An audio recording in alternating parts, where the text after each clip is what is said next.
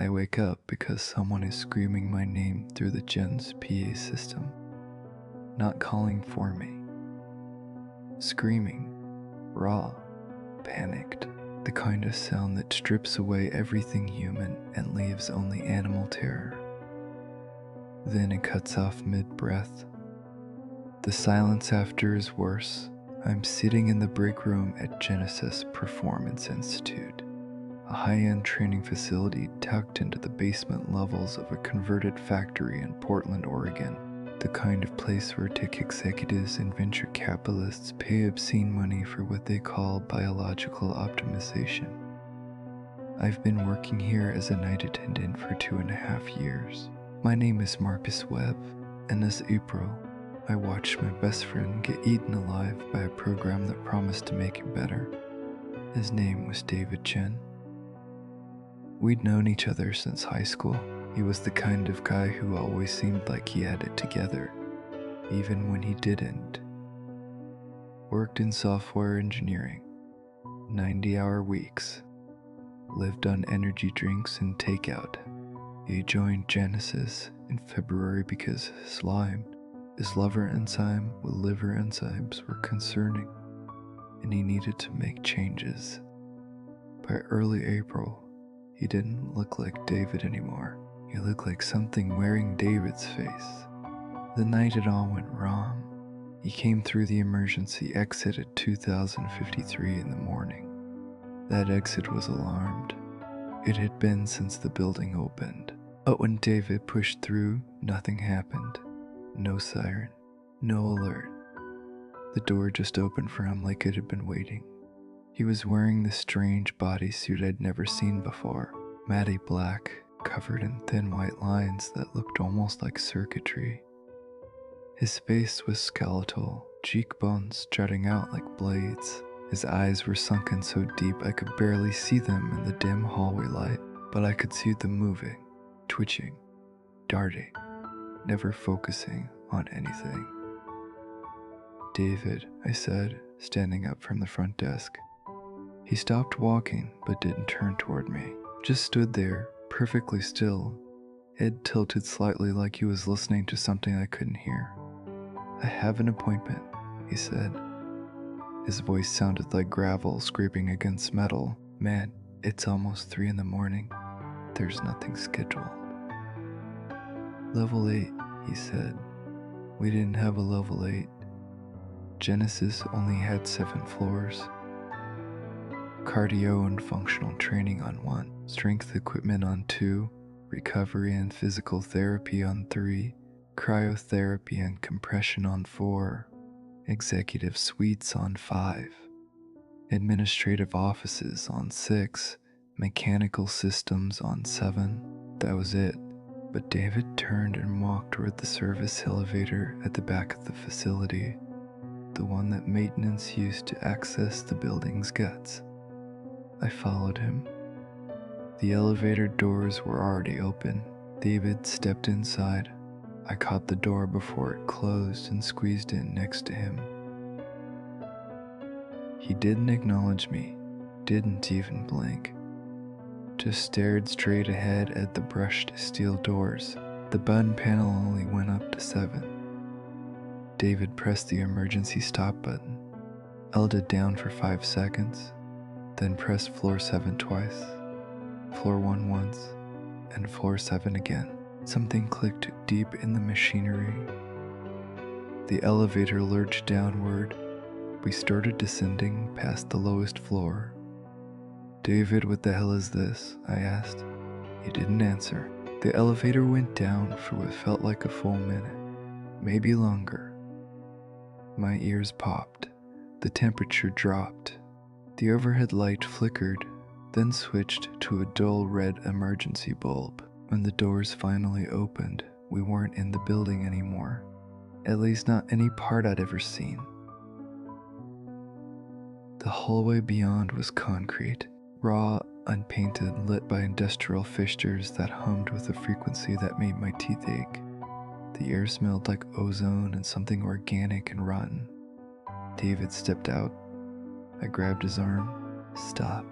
Just stop and talk to me." He finally looked at me. His pupils were blown so wide there was almost no color left, just black. And in that black, I swear I saw something moving, something that wasn't a reflection. "You can't come with me, Marcus," he whispered. "You're not in the program."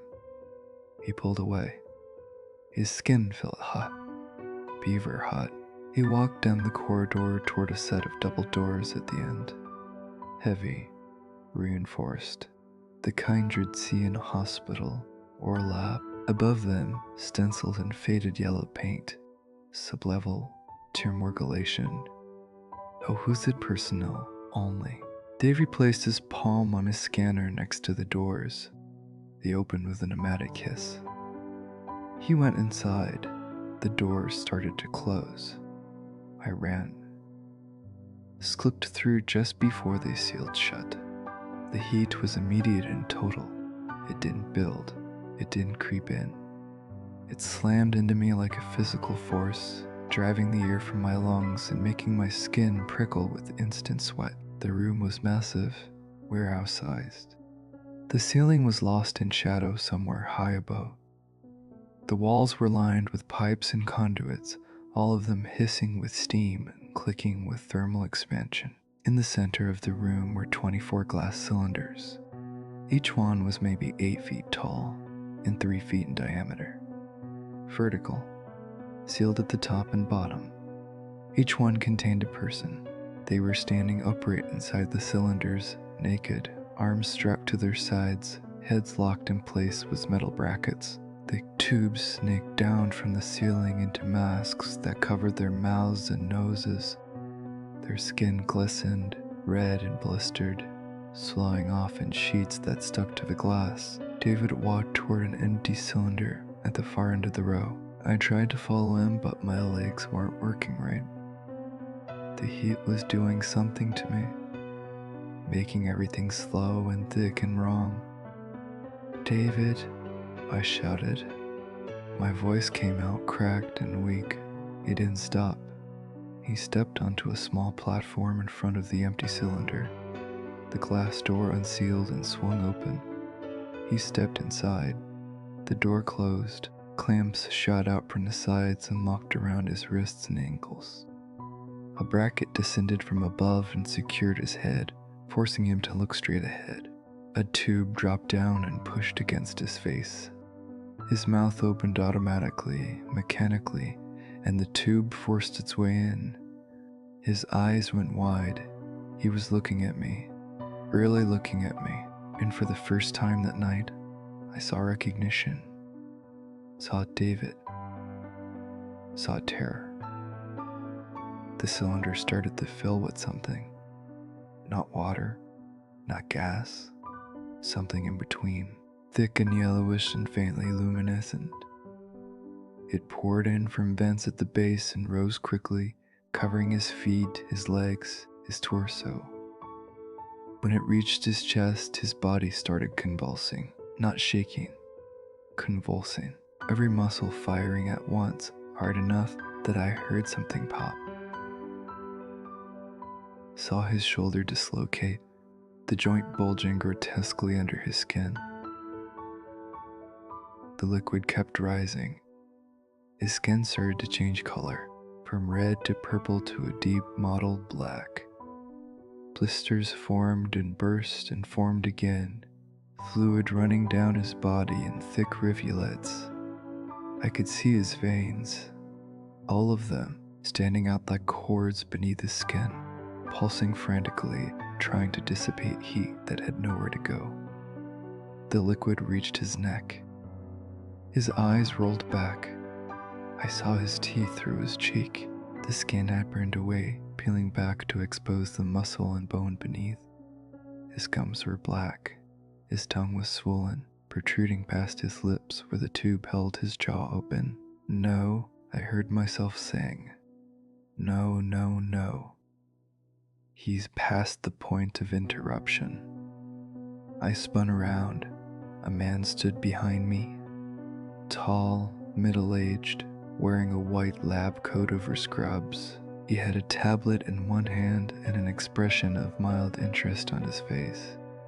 "Who the fuck are you?" I screamed. "Dr. Harrison Volk," he said calmly. "Director of Accelerated Metabolic Programs." I looked back at David.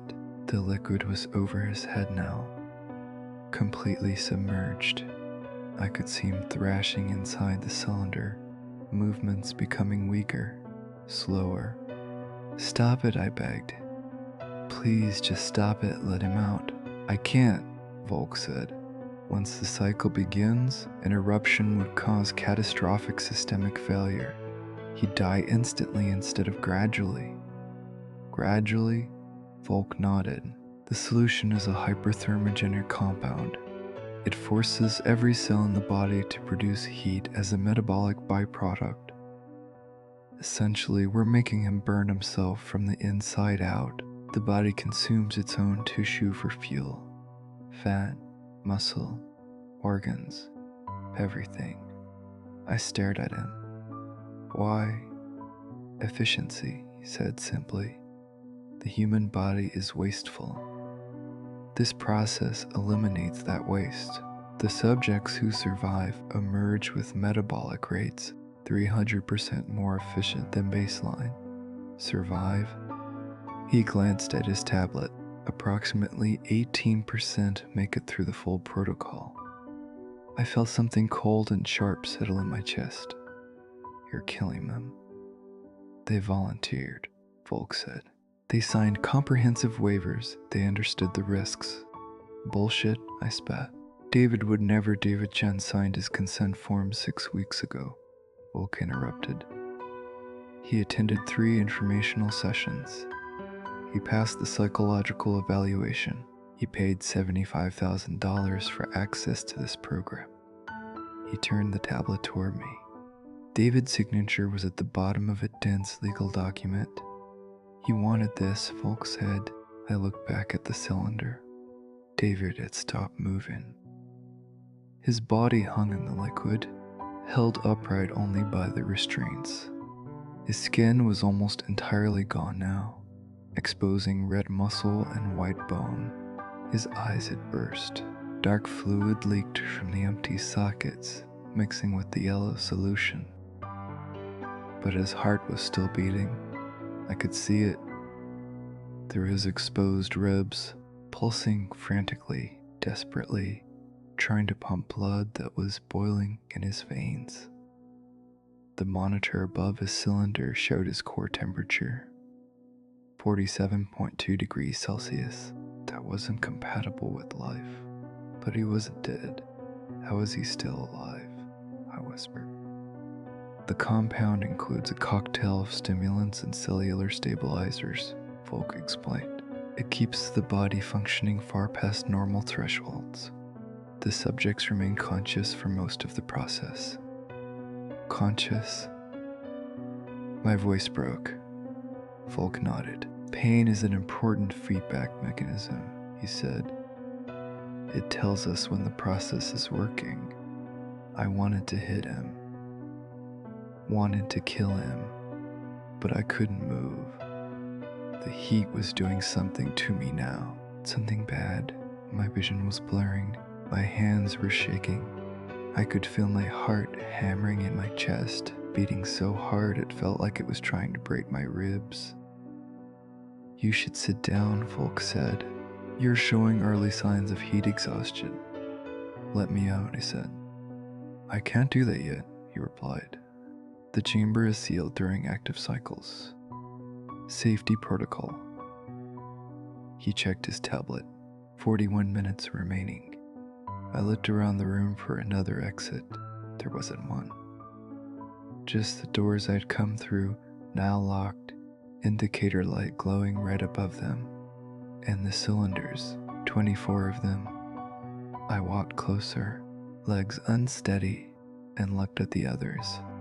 Some of them were still moving, small, weak twitches, fingers curling, heads trying to turn against the brackets. Others were still, but their hearts were still beating.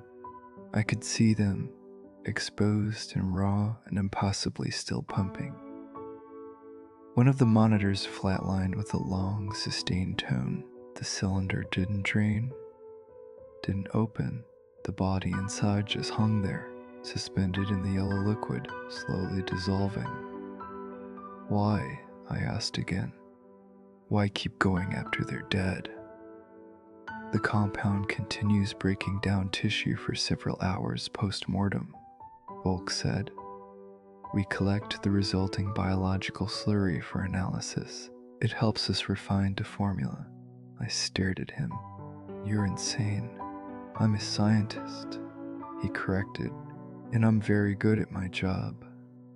He walked toward the doors. 40 minutes, he said. Try not to panic.